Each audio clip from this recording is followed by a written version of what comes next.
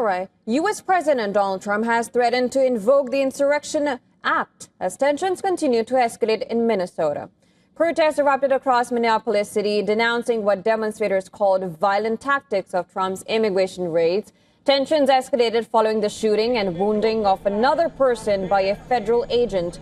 This is just days after an earlier incident in which an agent fatally shot dead a woman in the city.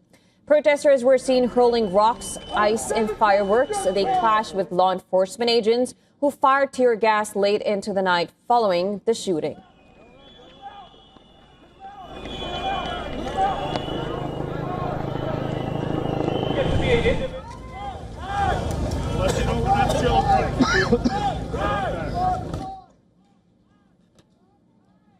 Another witness video, which has surfaced, captured protesters shouting at law enforcement officers during an anti-ICE demonstration in Minneapolis.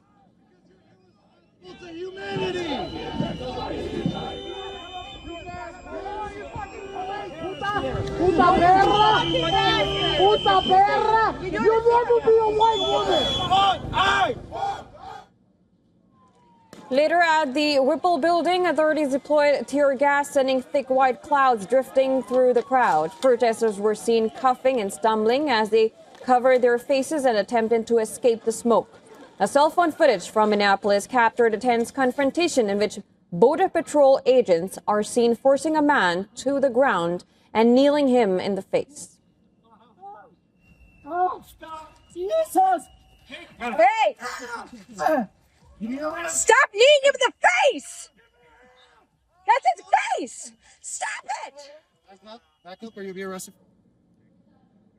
Now, following this, President Donald Trump took to social media threatening to invoke the Insurrection Act and deploying troops to quell persistent protesters against immigration and customs enforcement officers in Minneapolis.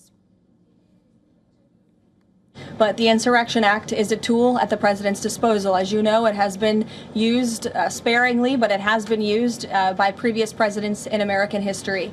And I think the president's Truth Social post spoke very loud and clear to Democrats across this country, elected officials who are using their platforms to encourage violence against federal law enforcement officers, who are encouraging left-wing agitators to unlawfully obstruct. After Trump's threat, several House Democrats spoke out against the statement, saying they are weighing their options.